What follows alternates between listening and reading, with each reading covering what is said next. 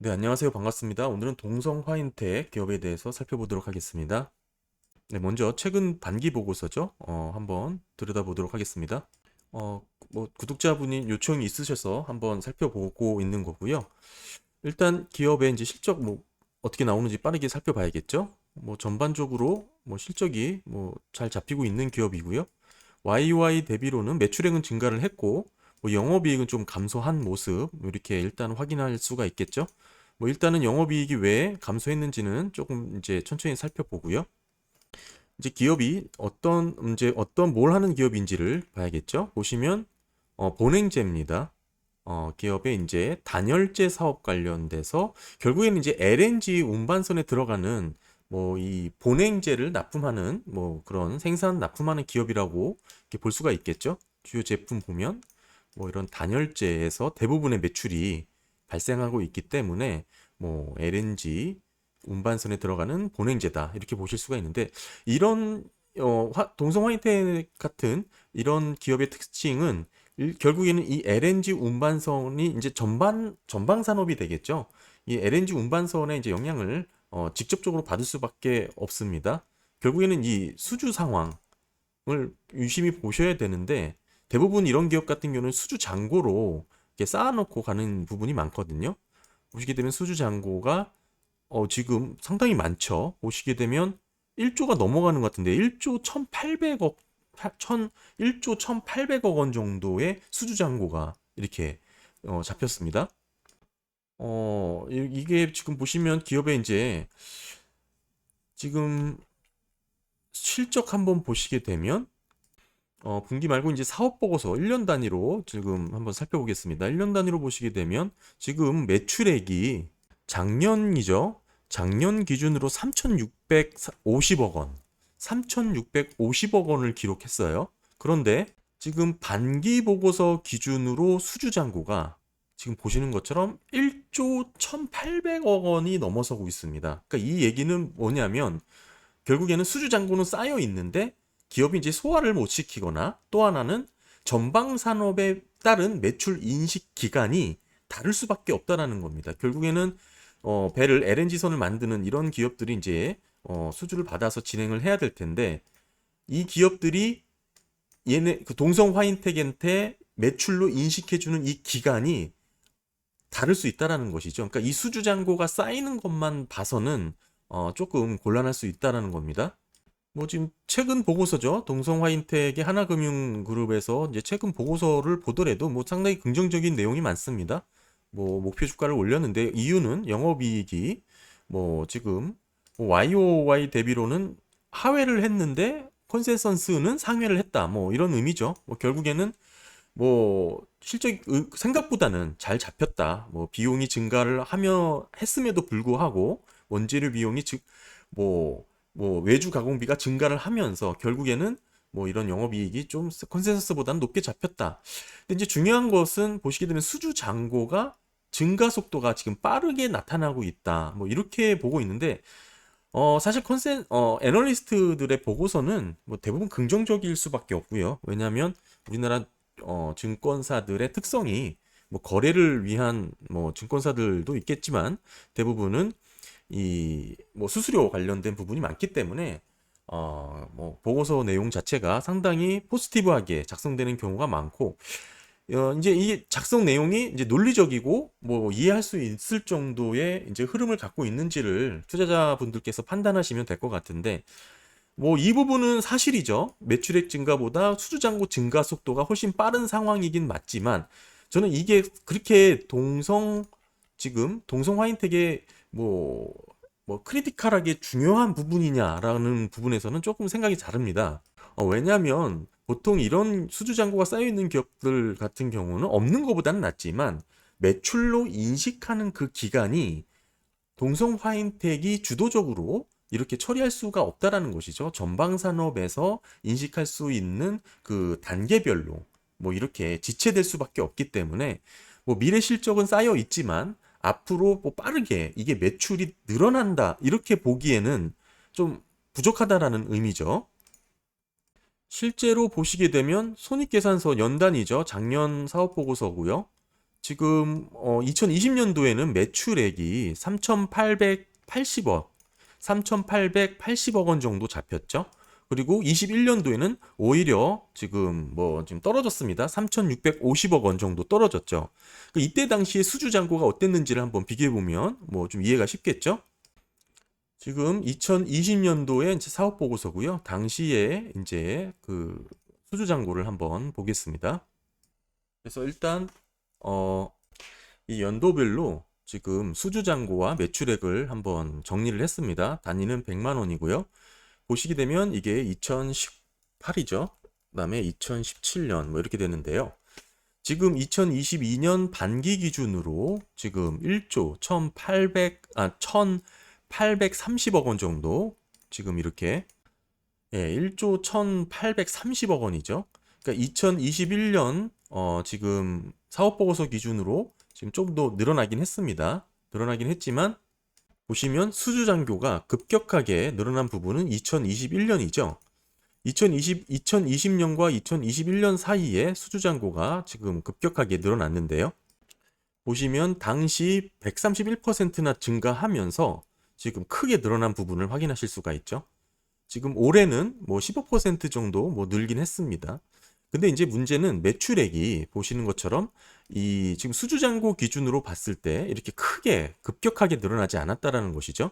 뭐 이게 뭐 연말에 잡혀서 이럴 수도 있다 이렇게 볼 수도 있겠지만 지금 반기 보고서 기준으로 놓고 봤을 때 반기 보고서의 매출액 YOY로 봤을 때 약 13% 증가한 것이죠. 그러니까 결국에는 지금 이 급격하게 늘어난 수주 잔고가 빠르게 이렇게 매출로 인식되지 않고 있다라는 것입니다. 그러니까 즉 보시는 것처럼 뭐 지금 신규 수주에 대한 기대감이 커지는 것도 맞고 뭐 매출액 증가보다 수주 잔고 증가가 훨씬 빠른 것도 맞습니다. 그러니까 수주 잔고 자체는 늘어나고 있지만 제가 이제 말씀드리고 싶은 것은 늘어나고 있는 수주 잔고는 뭐 그렇다고 하더라도 이게 매출액으로 인식되는 이 속도 간의 이 간극, 괴리가 상당히 좀 있다. 이렇게 말씀드리고 싶은 거죠. 뭐 이유는 여러 가지가 있겠죠. 전방 산업이라고 할 수 있는 LNG 뭐 선박사들이 매출 인식을 조금씩 지연할 수도 있고요. 왜냐하면 선박사들도 뭐 클라이언트들과의 뭐 여러 가지 문제가 있을 수 있잖아요. 지연될 수도 있는 거고 또 하나 지금 최근 반기 보고서에 이제 뭐 생산 설비 관련해서 가동률을 한번 볼 수도 있겠죠.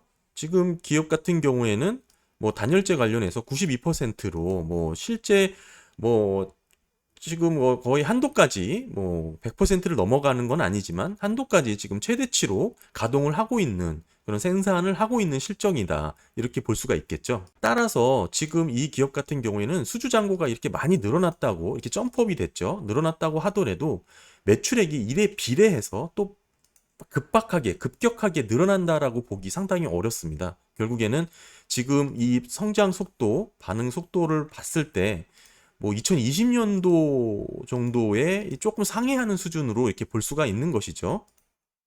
뭐 하지만 뭐 결국에는 이 중장기 실적에 대해서는 충분히 뭐 개선의 가능성이 있다. 뭐 이건 충분히 동의할 수 있는 내용이죠. 수주잔고가 이렇게 쌓여 있기 때문에 이 앞으로도 계속해서 뭐 이렇게 실적이 뭐 긍정적으로 좋아질 것 같다. 이렇게 뭐 전망을 할 수 있겠죠. 다만 이제 이렇게 급격하게 늘어난 수주 잔고를 빠르게 매출액으로 소화하지 못한다는 게 이 산업의 특성이라고 볼 수 있을 것 같고요. 예, 그래서 이제 수주 산업에 이제 특화된 기업들에 대해서 제가 이제 꼭 요 수주 상황을 보면서 말씀드리고 싶었던 부분이었습니다. 수주 잔고. 그러니까 단순히 수주 잔고가 늘어난다고 이렇게 급격하게 시장에 이제 실적으로 숫자로 빠르게 잡힐 것 같지는 않다. 뭐 이게 지금 저의 생각이고요.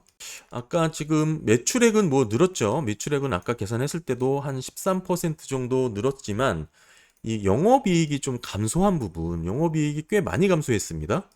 보시면 기업의 이제 영업이익이 연결 기준으로 71억 원, 누적이죠. 71억 원 기록했는데 지난 반기는 197억 원이었습니다. 계산을 해보면 마이너스 64%나 YR로 감소를 했는데요. 매출액이 늘었음에도 이렇게 영업이익이 크게 감소한 것은 좀 원인을 좀 자세히 살펴볼 필요가 있겠죠. 보시면 뭐 일단은 매출 원가가 뭐 많이 늘었습니다. 많이 늘었고 판관비는 뭐 비슷한 수준에서 조금 감소를 했고요. 뭐 비슷한 수준이라고 볼 수 있겠지만 매출 원가에서 이렇게 크게 늘어난 것을 확인할 수가 있겠죠. 매출 원가에 대한 부분 뭐 디테일하게 확인하지 않더라도 결국에는 기업 같은 경우에는 지금 가격 전가력이 없다라고 볼 수가 있겠습니다. 일단 매출 원가에 대한 부분 살펴보겠습니다. 예, 지금 비용의 성격별 분류 보시면 이거는 매출 원가와 판관비가 이제 포함된 합계된 부분이고요. 아까 판관비는 뭐 비슷했으니까 결국에는 이 비용 차이가 매출 원가의 차이라고 보실 수가 있겠죠. 일단 보시게 되면 두드러진 차이는 이 재고자산의 변동에 있습니다. 결국에는 전반기에는 재고자산이 늘었죠. 이게 느는 게 자연스럽습니다. 한데 지금 이번 반기죠. 이번 반기에는 줄었습니다. 재고자산이 줄은 거예요. 198억 원 정도 줄은 겁니다. 결국에는 네, 보시면 이건 이제 재고자산이 이제 예, 늘은 거고 이게 줄은 겁니다.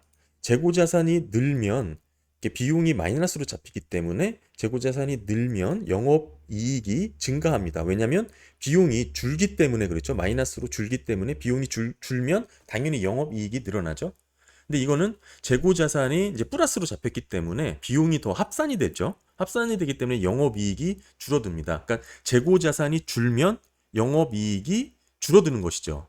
뭐 보통은 재고자산이 줄면 좋은 거 아니냐 생각하실 수 있지만 사실 이 부분은 재무적으로 보면 좀 반대입니다. 재고자산은 매출액이 늘면서 자연스럽게 증가하는 것이 가장 좋습니다. 그리고 그래야 영업이익이 정확하게 잡히는데 이 경우에는 줄어가지고 영업이익이 줄게 되는 그런 효과가 있었던 것이죠. 그래서 보시면 지금의 영업이익이 이렇게 크게 차이가 나는 이유는 재고자산이 줄면서 나타나는 재무적인 측면도 분명히 영향이 있고요. 지금 일단은 동성화인텍의 재무 상태를 한번 좀 봐야 되는데 이렇게 보면 조금 직관적이지가 않아서 쉽게 좀 눈에 안 들어오죠. 그래서 이렇게 그래프로 이렇게 보시게 되면 좀 이해가 쉽습니다. 지금 기업의 자산은 지금 최근 22년 반기니까요. 최근 자산이죠. 유형 자산이 대부분이고, 유형 자산과 재고 자산으로 이렇게 크게 구성이 되어 있죠. 뭐 유형 자산은 그렇다고 치더라도 재고 자산의 비중이 상당히 높습니다. 지금 전체 자산에서 약 33%를 차지할 정도로 비중이 높다라는 것은 상당히 지금 비중이 상당히 높은 거고요. 지금 재고자산에 대한 내용을 좀 세부적으로 살펴보는 게 좋을 것 같은데 보시게 되면 일단 평가 충당금이 좀 많이 잡혔죠. 이게 전기 말 대비해서 6개월밖에 되지 않았는데 벌써 지금 늘어난 모습도 확인할 수가 있고요. 특히 원재료에 대해서 평가 충당금이 많이 잡혔습니다. 이게 결국엔 재고자산을 이제 못 쓰게 돼서 폐기를 해서 뭐 손실을 반영하고 뭐 이로 인해서 매출 원가가 늘어나면서 결국에는 영업 실적이 이렇게 좀 줄어드는 그런 모습이 이어진 것인데요. 전체 매출 비중이 상당히 지금 재고자산이 차지하고 있는 비중이 높은 기업이기 때문에 지금 기업의 이제 회전율, 재고자산 회전율도 한번 살펴봤는데요. 지금 뭐 33% 구성 비율인데 4회 이하죠. 그렇게 지금 재고자산의 이제 재고자산의 이제 특징을 좀 봐야 되긴 하지만 이 수치만 놓고 봤을 때는 그렇게 긍정적인 수치는 아닙니다. 보통 4회 이하를 재고자산 관리에 좀 부담이 있다, 뭐 또는 불량하다라고 이제 보통 보기 때문에 4회 정도에 가깝게 근접해 있긴 하지만 뭐 재고자산에 조금 부담이 있는 그런 모습이 아닐까. 특히 이제 기업이 자산 중에 차지하고 있는 비중이 상당히 높다라는 게 좀 계속 걸리네요. 뭐 일단 지금의 뭐 지금 영업이익이 줄어든 모습은 그렇게 좀 정리를 할 수 있을 것 같고 기타 잠깐만요. 아까 뭐 그리고 또 하나는 이제 뭐 외주 가공비가 조금 늘어난 부분이 이제 눈에 들어오죠. 전반기 대비해서 외주 가공비가 좀 많이 늘어난 부분. 기업의 이제 뭐 영업이익률을 보더라도 뭐 사실 그렇게 뭐 높을 수가 없겠죠. 뭐 지금 8%뭐 이렇게 좀 잡히고 있고요. 22년은 한 5%까지 이렇게 좀 보고 있습니다. 일단은 이렇게 뭐 높은 수치는 아니죠. 뭐 조금 더 살펴보면 기업의 이제 부채도 뭐 부채 비율이, 부채도 좀 있네요. 잠시만요. 뭐 다음은 이제 기업의 이제 부채 비율은 그렇게 높아 보이진 않습니다. 계산을 해보면 뭐 약 115%니까요. 뭐 그렇게 크게 부담될 것 같진 않은데, 지금 유동 비율이 유동 자산과 유동 부채에 대한 비율이죠. 이게 131%로 이제 계산이 됐기 때문에 단기 차입금 상환에 대한 조금 낮은 수치 부담이 있을 것이다, 이렇게 보고 있습니다. 단기 차입금이 좀 많네요. 이것도 마찬가지로 그래프로 보시게 되면 단기 차입금이 대부분을 차지하고 있죠.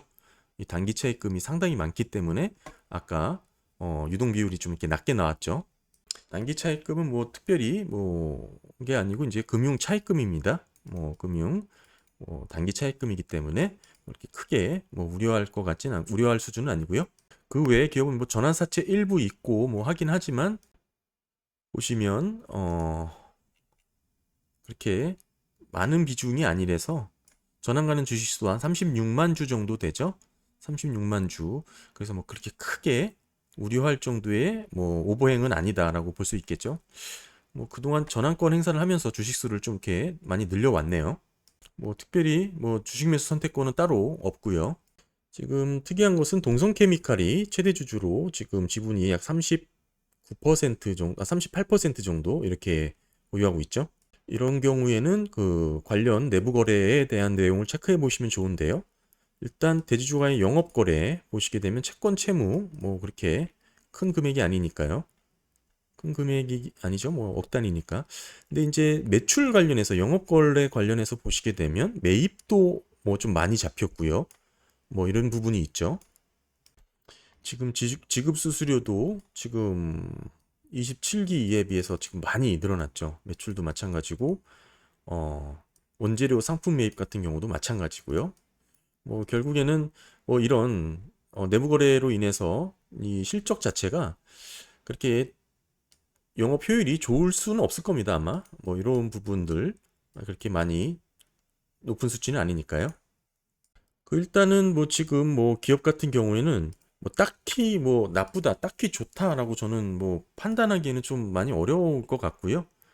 특히 이제 동성 화인텍에 대해서 지금 뭐 수주가 단순히 늘어남으로 인해서 조금 관심 갖고 계신 분들은, 제가 초반에도 말씀드렸다시피 그런 부분, 뭐 수주 잔고는 쌓이고 있긴 하지만 매출로 인식하고 있는 그 기간의 간극 차이가 있을 수 있다라는 거, 그거 유념하셔서 좀 반응하시면 괜찮지 않을까 보고 있습니다. 특히 또 제가 자주 들여다보는 이 ROIC 수치가 그렇게 많이 긍정적이지는 않습니다. 2021년 기준으로 12%가 나왔는데요. 보통 이 정도 12%는 지금 코스닥 기업의 시총 뭐 5천억 원 이하 기업이죠. 스몰캡이면 뭐 정확하게 계산하지 않더라도 기업의 이제 외근 뭐 한 13 이상, 13 정도, 14 정도, 뭐 심하면 14, 13 정도 볼 수 있기 때문에 이 결국에는 이 외액보다 ROIC가 낮다라는 거죠. 뭐 지속적인 가치 창출에 있어서 조금 그렇게 마냥 긍정적으로 보기에는 어려운 수치다. 결국에는 기업은 실질 영업으로 투하돼서 얻는 이익률이 기업이 이제 자본을 활용해서 얻는 이익률보다는 낮다. 뭐 이렇게 지금 보여지고요. 지금 동성 화이텍 같은 경우에는 저는 개인적으로는 그렇게 딱히 뭐 큰 메리트를 찾지는 못했습니다. 뭐 제가 발견하지 못한 부분도 있을 수 있으니까요. 뭐 어떤 부분에서 뭐 단순히 수주 잔고가 늘어난다는 거 외에는 뭐 특별히 지금 긍정적으로 볼 만한 것을 찾기 어려웠고요. 오늘 이것으로 간단하게 동성 화인텍 살펴봤습니다. 감사합니다.